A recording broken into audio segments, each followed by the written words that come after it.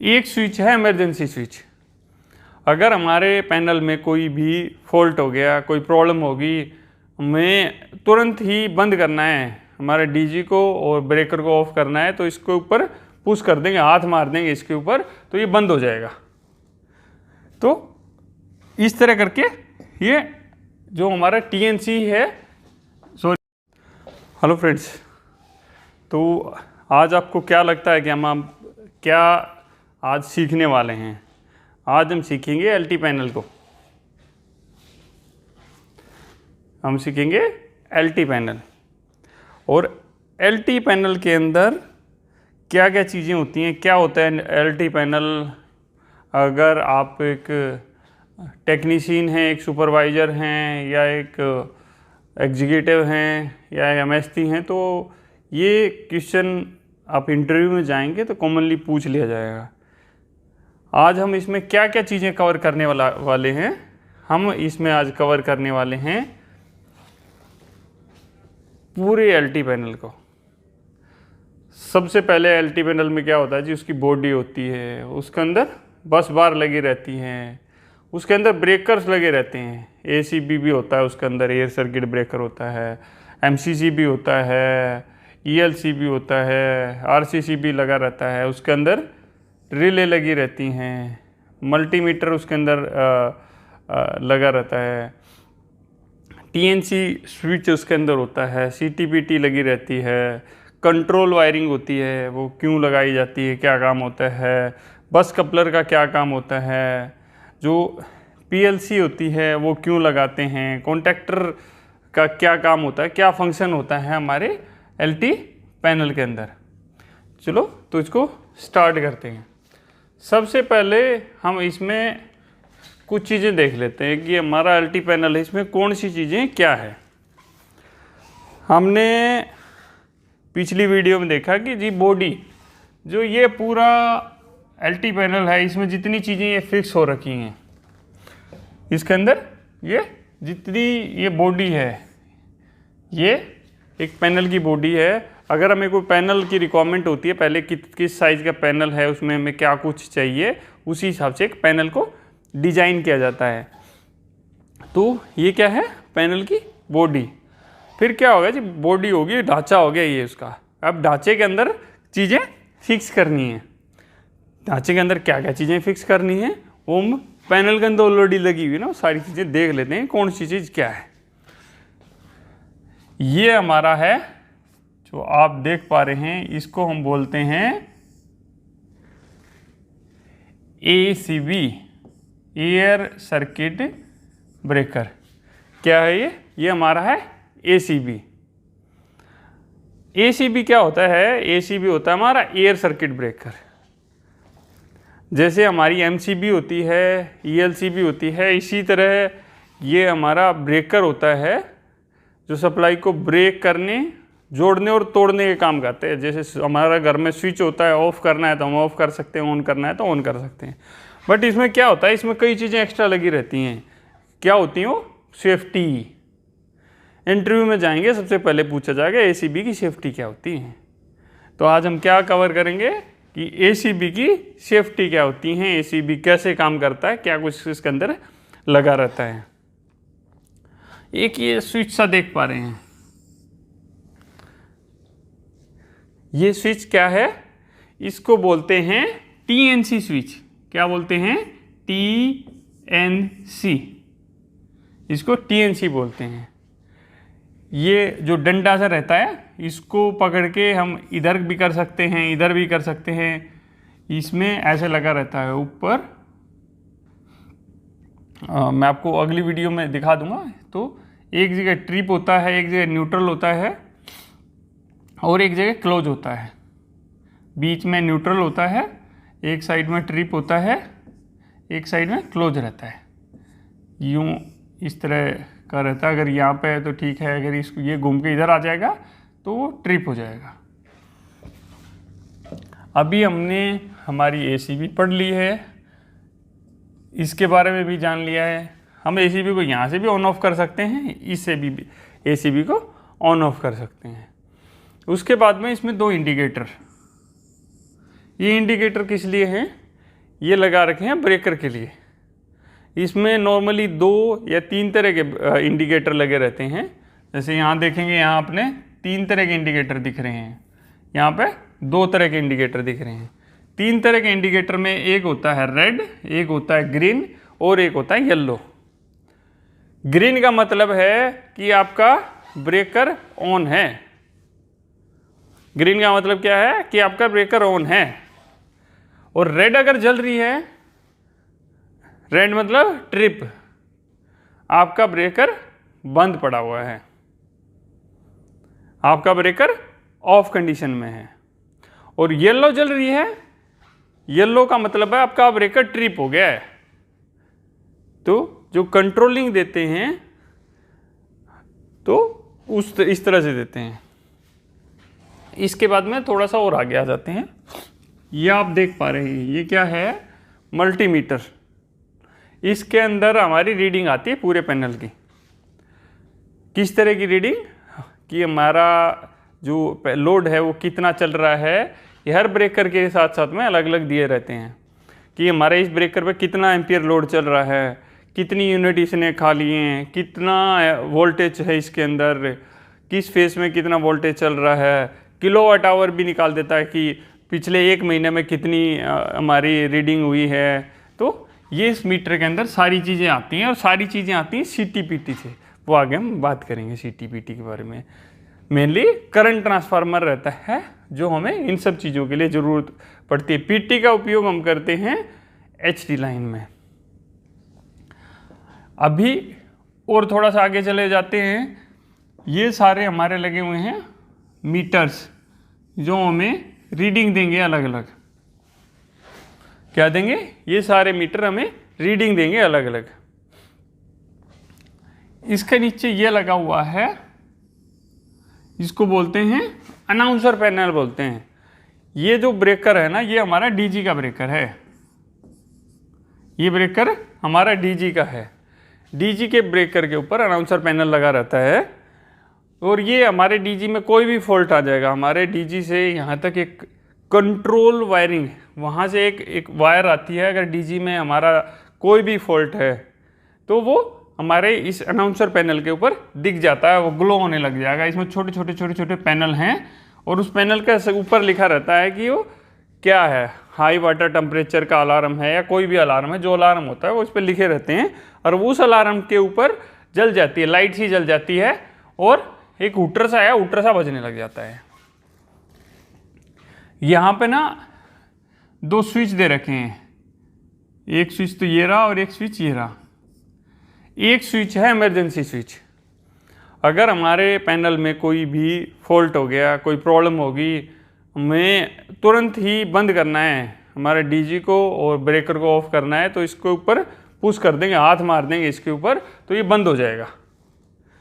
तो इस तरह करके ये जो हमारा TNC है, सॉरी हमारा इमरजेंसी है, वो वर्क करेगा। ये लगे हुए हैं हमारे स्विच। अगर मेरा DG, ये नीचे जो PLC लगा हुआ है ना, अगर PLC से नहीं चल रहा है, क्या लगा हुआ है ये PLC, अगर मेरा DG PLC से नहीं चल रहा है तो मैं उसको, यहाँ पे एक सिलेक्टर स्विच होता है, ये देखिए सिलेक्टर स्विच है, मैं आपको आगे दिखा दूंगा कि सिलेक्टर स्विच दिखता कैसे है। ये हमें ये बताएगा कि हमारा जो सिस्टम है किस मोड में है, ऑटो में है, मैनुअल में है या ऑफ है। तो इसको हमें, अगर हमारा सिस्टम सही चल रहा है तो PLC को ऑटो में रखते हैं, अदरवाइज मैनुअल में हम यहीं से DG को स्टार्ट कमांड दे सकते हैं, यहीं से DG को ब्रेकर हमें मैनुअली, सारी चीज़ें मैनुअली करनी पड़ेंगी मैनुअल में। तो अब हमने क्या क्या पढ़ लिया है, हमने इसमें सीख लिया है बेसिक चीज़ें जो पैनल के ऊपर दिख रही हैं सारी। इसके अलावा इसमें ना रिले या सेफ्टियाँ भी लगी रहती हैं, इसके अंदर सेफ्टियाँ भी लगी रहती हैं। जैसे यहाँ पे आप देखेंगे ये कुछ पैनल की सेफ्टियाँ लगी हुई हैं, तो इसमें भी लगी हुई हैं कुछ सेफ्टियाँ। कुछ सेफ्टियाँ इसके अंदर लगी रहती हैं कवर खोल के, या हमारी एसीबी के अंदर सेफ्टियाँ होती हैं। तो ये होता है सारा बेसिक हमारे पैनल का। अभी हमने सारी चीज़ें तो पढ़ ली, क्वेश्चन किसी ने कर लिया कि भैया एलटी पैनल होता क्या है, आपने बता दिया लो टेंशन पैनल, ठीक है जी। सीधे सीधे आप एक और चीज़ बोल सकते हो, जहाँ पर सप्लाई हमारे ट्रांसफार्मर और हमारे डीजी से आती है और वहाँ पर वोल्टेज सिंगल फेस में 220 220 होती है, या 240 तक, 220 से 240 तक होती है, उसको हम एलटी पैनल बोलते हैं। क्योंकि जो हमारा ट्रांसफार्मर है या डीजी है वो वोल्टेज को रेगुलेट करके भेजते हैं। रेगुलेट मतलब जितनी हमें ज़रूरत होती है उसी हिसाब से, क्योंकि उसके अंदर टेप चेंजर वगैरह लगा रहता है। हमारा डीजी के अंदर भी सेफ्टी होती है कि वो हमें रिक्वायर्ड वोल्टेज ही देता है। तो ये हो गया हमारा एलटी पैनल, जहाँ पर हमें आउटपुट सप्लाई डीजी और ट्रांसफार्मर से मिलती है और वोल्टेज हमारी 220 से 240 या 200 से 240 जो हमारी लो वोल्टेज रहती है वो। हमने अभी बात कर लिया कि क्या क्या चीज़ें इसके अंदर होती हैं। पैनल बॉडी मैंने बता दिया जी, पैनल बॉडी क्या होती है। बस बार के बारे में थोड़ा सा ये एक समझने की चीज़ है कि बस बार के बारे में थोड़ा समझ लेते हैं। ये जो आप देख पा रहे हैं पैनल के ऊपर, इसको बस बार बोलते हैं। ये देखिए, ये मेरा एक छोटा पैनल है, उसी तरह बड़ा हमारा एसीबी वीसीबी लगा रहता है। एचटी में भी यूज होती है, एलटी में तो यूज करते ही करते हैं उसको। एलटी में हमारा जैसे ये हमारा ब्रेकर है, ब्रेकर से हमने सप्लाई दे दी है, आर वाई बी हमारी चली गई हैं। ये डिस्ट्रीब्यूटेड होगी, ये देखो ये एक पूरी स्ट्रिप को चला गया आगे, इस स्ट्रिप से दुनिया भर की एमसीबी को और उन सबको सप्लाई मिल गई। अगर इसकी जगह मैं केबल यूज करता तो पॉसिबिलिटी नहीं थी कि मैं इस तरह कनेक्शन कर पाऊँ। जैसे यहाँ हम देख रहे हैं कि हमारी जो केबल्स हैं, बहुत सारी केबल आई हैं, ये हमारी बस बार में आके जुड़ गई है सारी, ये हमारी सारी बस बार में आके जुड़ी हुई हैं। ये देखिए, अगर मैं एक चाहूँ कि केबल लगा के या किसी तरह, तो उस तरह इतनी केबल्स को मैनेज करना काफ़ी मुश्किल है। ये एक जो फोटो है ये एक एलटी पैनल में एसीबी के पीछे का है, जो एक 3200 एम्पियर का एसीबी है। तो उसमें जो सप्लाई है, मोटी केबल मैं लेके आता हूँ तो मोटी केबल पॉसिबल नहीं होता कि उसको मोड़ने में लाने में दिक्कत होती है। तो मैक्सिमम 300 mm तक की केबलें इसके अंदर यूज़ करते हैं, और केबल की दूरी लंबी रहती है तो उसमें जो वोल्टेज ड्रॉप है वो भी हो जाता है। तो इसलिए अलग अलग एक ही कम mm की हमने ज़्यादा केबलें इसके अंदर यूज़ कर ली हैं और कनेक्ट कर दी हैं। ये देखिए, यहाँ पर हमने ये पूरा जंक्शन बना लिया है। यहाँ से ये पूरी बस बार है, बस बार के थ्रू डिस्ट्रीब्यूशन होकर चला गया। ये हमारी एक रूम में चली गई है, ये एसी रूम में चली गई है, ये हमारी ग्राउंड फ्लोर पे चली गई है, ये हमारी फर्स्ट फ्लोर पे चली गई है, ये हमारी सेकंड फ्लोर पर चली गई है। तो इस तरह करके ये डिस्ट्रीब्यूशन हो जाता है। यहाँ से आगे हमारी केबल से हमारा काम चल जाता है, बट यहाँ पर मेन जंक्शन बन गया और ये डिस्ट्रीब्यूशन हो गया। ये बस बार के बिना पॉसिबल नहीं है।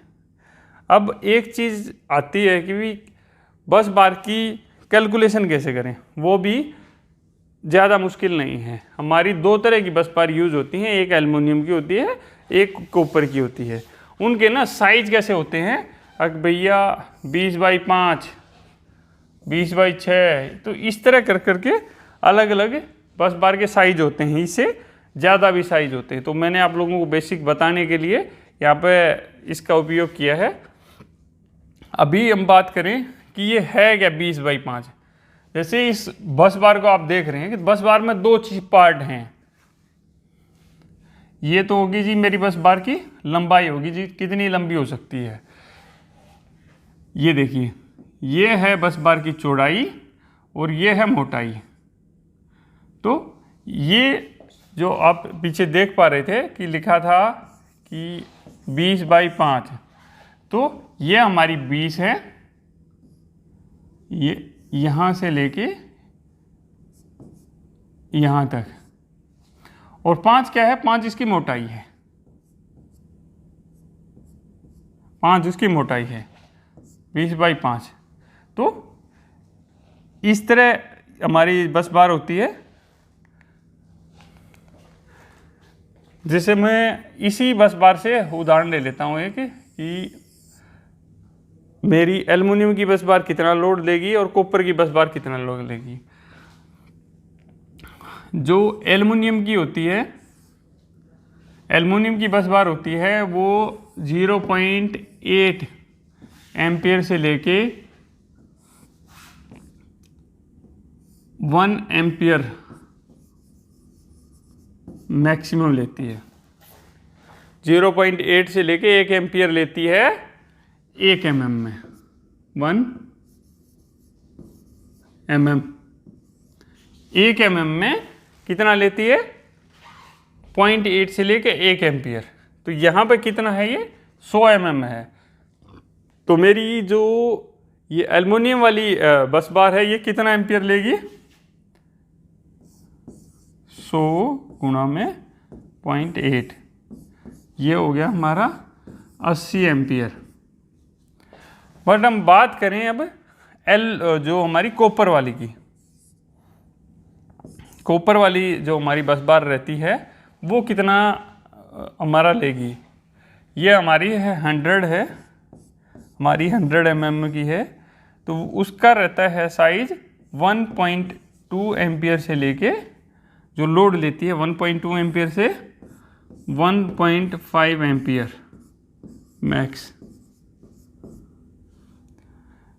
1.2 से 1.5। तो हम यहाँ पर ले लेते हैं 1.2। तो ये हो गया हमारा 120 एम्पियर।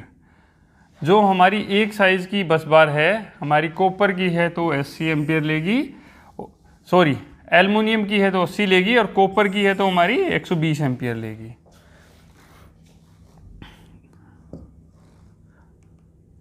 ये हमारी केबल है कि भाई केबल किस किस साइज में आती है। केबल हमारी मैक्सिमम 300 तक तो नॉर्मल मिल जाती है, और उससे ऊपर आपको केबल चाहिए है तो हमें उसका स्पेसिफिक ऑर्डर देना पड़ता है जी।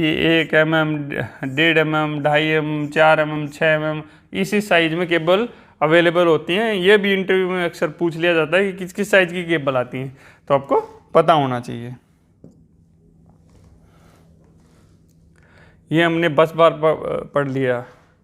अभी एक काफ़ी इम्पोर्टेंट चीज़ है, ये क्या चीज़ है, ये है हमारी सीटी। सीटी होती है करंट ट्रांसफार्मर। क्या होती है, करंट ट्रांसफार्मर।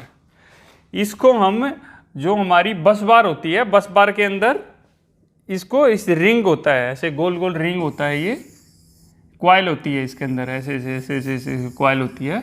उसके 2 सिरे होते हैं, एक को बोलते हैं S1, एक को बोलते हैं S2। तो यहाँ पे भी देख पा रहे हो ये S2 है और ये S1 है। तो 2 सिरे इसके अंदर होते हैं, एक होता है S1, एक होता है S2। जब इसको स्ट्रिप के अंदर, जैसे ये है, ये हमारी बस बार है, बस बार में अगर करंट फ्लो होता है तो ये जो हमारी सीटी है ये एनर्जाइज हो जाती है, और यहाँ से जो S1 और S2 है ना, यहाँ से कुछ ना कुछ वोल्टेज देने लग जाती है। ये उसी वोल्टेज से हमें पता लगता है कि हमारी जो बस बार है उसके अंदर कितना करंट चल रहा है। वो हमारे सीटी के रेशो से, जैसे ये वाली जो सीटी इसमें लगी हुई है, ये लगी हुई है 1600/5 की, 5 एम्पियर। जब हम अपने मीटर के अंदर कॉन्फ़िगरेशन करते हैं तो ये रेशियो उसके अंदर हमें डालना पड़ता है कि हमारा CT का रेशियो क्या है। तो इसी के हिसाब से ये सारा निकलेगा। इसके साथ साथ में जो हमारी CT होती है उसका उपयोग सेफ्टी के लिए भी करते हैं। जैसे हमारी ओवर करंट है, शॉर्ट सर्किट है, तो यही हमें आगे बताती है कि करंट इसके अंदर ज़्यादा आ गया है और जो सिस्टम है हमारा ब्रेकर है उसको ट्रिप कराती है।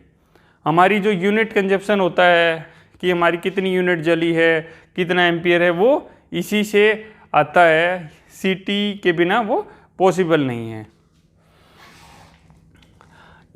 उसके बाद में हो गया कि रिले, जैसे हम बात कर रहे थे कि जितनी हमारी मोस्टली रिले हैं जो करंट से रिलेटेड होती हैं वो सारी CT के बेस्ड ऑन वर्क करती हैं। उनका मास्टर होता है CT होती है, वही अपने हिसाब से कमांड देती है कि कितना आ गया है, कैसे है, फिर ये आगे सेंस करती हैं और ब्रेकर को ट्रिपिंग की कमांड दे देती हैं।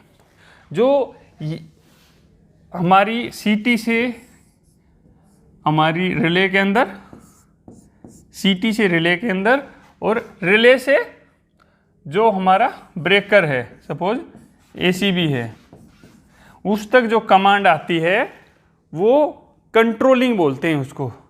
जो जाती है वायर और उसमें से जो वायर्स आती हैं वो उसको कंट्रोलिंग बोलते हैं कि हमने कंट्रोलिंग की हुई है। कंट्रोलिंग क्या होती है? कंट्रोलिंग में हम रिले वगैरह यूज करते हैं NONC के लिए। तो ये सारी रिले जो होती हैं मोस्टली हमारी CT के बेस पे काम करती हैं। कुछ अर्थ फॉल्ट हैं तो वो अर्थ फॉल्ट के बेस पे काम करेगी। जो हमारी जो करंट की वजह से जो ट्रिप करती हैं या फॉल्ट वगैरह से, हाई एम्पियर से, तो वो सारी CT के थ्रू ही उन सबको आगे कमांड जाती है, रिले को जाएगी, रिले फिर ब्रेकर को देती है। ये हमारे मल्टीमीटर्स हैं। मल्टीमीटर ये वाला होता है, इसको एनालॉग बोलते हैं, और ये इनको डिजिटल बोलते हैं। ये भी हमारा एनालॉग मल्टीमीटर है। ये हमारा मल्टी फंक्शन मीटर है। आजकल मल्टी फंक्शन मीटर उपयोग में लाए जाते हैं। इसमें हमारा सब कुछ आ जाता है।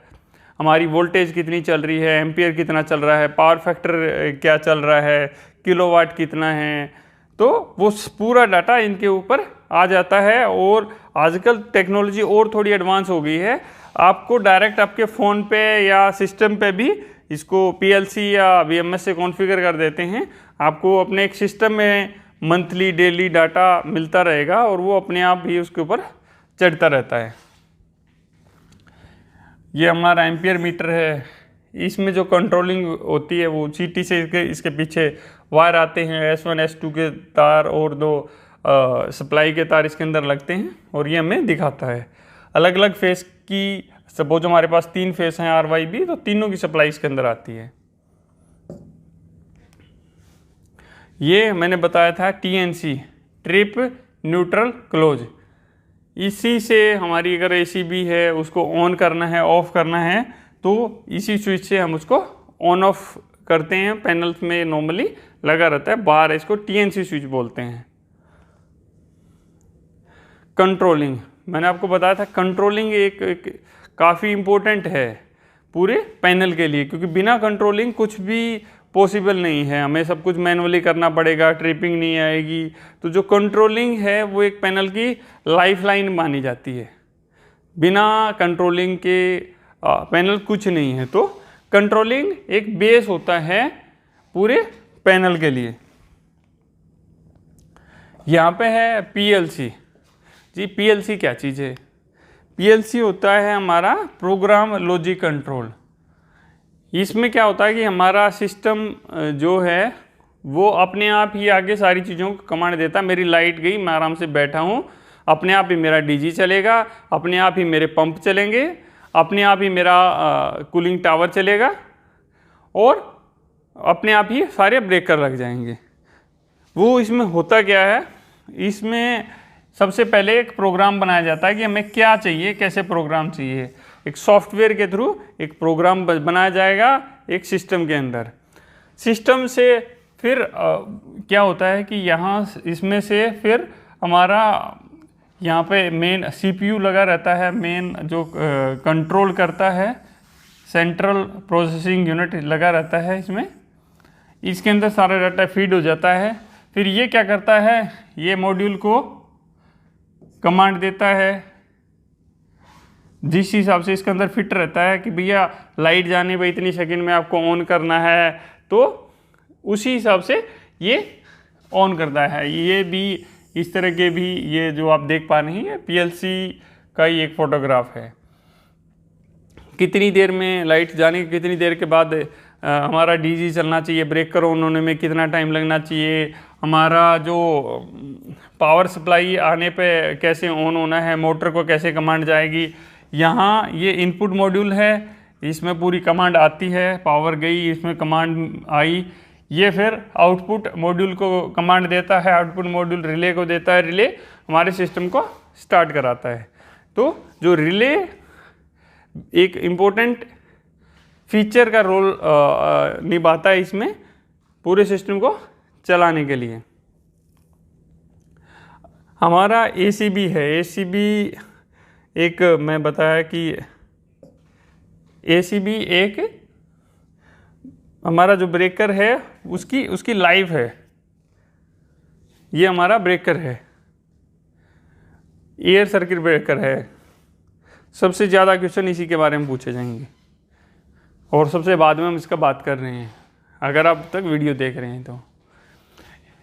ACB होता है एयर सर्किट ब्रेकर। क्या होता है ये? Air circuit breaker. Air circuit breaker दो तरह के होते हैं। पहले कुछ क्वेश्चन उस पर बात कर लेते हैं कि उसमें क्या क्या क्वेश्चन नॉर्मली पूछे जाते हैं। ACB क्या होता है जी, हमने बता दिया एयर सर्किट ब्रेकर। ACB क्यों कहते हैं? इसके जो फिक्स कॉन्टैक्ट और मूविंग कॉन्टैक्ट होते हैं ना, वो एयर में लगते हैं। जैसे वैक्यूम होता है, VCB होता है, उसमें एक वैक्यूम बोतल के अंदर कॉन्टैक्ट लगेंगे, तो इसके अंदर एयर के अंदर कॉन्टैक्ट लगते हैं, इसलिए इसको एयर सर्किट ब्रेकर बोला जाता है। ये हमारा नॉर्मल 440 में यूज़ कर सकते हैं। कई बार इंटरव्यू पूछ लेता भैया इसको हम लगा सकते हैं क्या HT में भी? अरे भाई ये तो 400। हाँ जी, एक चीज़ और उसने जोड़ दी उसमें कि जो मेरा सप्लाई है ना, सिर्फ 200 एम्पियर का मेरा उधर ब्रेकर लगा हुआ है, बट मेरा तो 3200 का लगा है। LT में तो 3200 एम्पियर का लगा है, और जो HT में लगा है मेरा 600 एम्पियर का ही लगा है। तो क्या लगा लेंगे?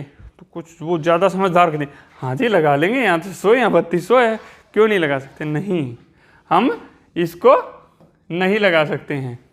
ये हमारा LT के लिए डिज़ाइन है। अगर हमने इसमें लगाया, वोल्टेज जो रहेगी वो काफ़ी ज़्यादा रहेगी, जैसे ही कॉन्टैक्ट लगेंगे आग लग जाएगी, ब्रेकर हमारा सारा जल जाएगा। तो कोई पूछता है तो साफ साफ मना करना है कि इसको हम नहीं लगा सकते हैं। क्यों नहीं लगा सकते हैं? क्योंकि उसमें वोल्टेज काफ़ी हाई रहती है। अगर जब मूविंग और फिक्स कॉन्टैक्ट आपस में लगेंगे तो उसके अंदर बहुत ज़्यादा स्पार्क होगा और हमारा पैनल उड़ सकता है। उड़ सकता नहीं, उड़ेगा ही उड़ेगा। ACB कितने एम्पियर से कितने एम्पियर तक आता है जी? नॉर्मली ये 400 एम्पियर से लेकर 6300 एम्पियर तक आता है। ये भी नॉर्मली आपसे बेसिक क्वेश्चन है, ये भी पूछ लिया जाएगा।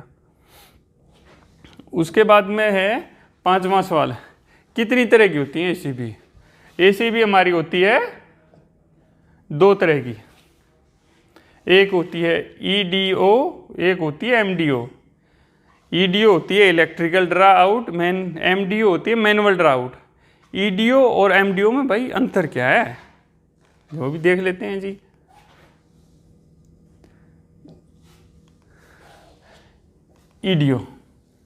EDO में जो मोटर को चार्ज किया जाता है, स्प्रिंग के साथ चार्ज किया जाता है, इसमें हैंडल का जरूरत नहीं पड़ती, इसमें सेफ्टियाँ वगैरह काफ़ी ज़्यादा होती हैं। MDO होती है, MDO में क्या होता है कि जो हमारी लाइट चली गई उसको चार्ज करना पड़ेगा, मैनुअली उसको चार्ज करना पड़ेगा, उसके अंदर जो सेफ्टियाँ होती हैं वो भी काफ़ी कम रहती हैं। ACB में ये पार्ट्स हैं, इसके लिए मैंने स्पेशल एक वीडियो बनाई हुई है, आप वो देख सकते हैं, जिसमें ACB के बारे में काफ़ी विस्तार से बताया गया है। ये पूरा ACB का पार्ट होते हैं। सेफ्टी, ACB की मेनली 4 सेफ्टियाँ होती हैं, संट, क्लोजिंग, अंडर वोल्टेज और आर्क चूड। कई बार हम भूल जाते हैं जी आर्क चूड की सेफ्टी भी बतानी है कि नहीं। आर्क चूड भी एक सेफ्टी है हमारे ACB की। संट रिले है ये। तो जो इसकी आपको देखना है तो आपको वीडियो के ऊपर आपको एक आई बटन मिल जाएगा, वहाँ पर क्लिक करके आप ACB की पूरी वीडियो देख सकते हैं, क्योंकि मैं इस वीडियो को काफ़ी लंबा नहीं करना चाहता। तो आज हमने सीखा LT पैनल के बारे में। LT पैनल क्या होता है, उसमें क्या कुछ लगा रहता है, कौन सा फंक्शन कैसा होता है, बस बार कैसे काम कर, बस बार का कैलकुलेशन हम कैसे करते हैं, कितनी मोटी बस बार कहाँ पर यूज़ करनी चाहिए, बस बार का उपयोग क्यों किया जाता है, रिले का काम क्या होता है, PLC कैसे काम करता है। तो आज हमने आई होप काफ़ी कुछ सीख लिया है। तो अभी आप सब लोगों से विदा चाहूँगा। अगर आपको वीडियो अच्छी लगी हो तो वीडियो को लाइक कीजिए और शेयर कीजिए। Thank you friends.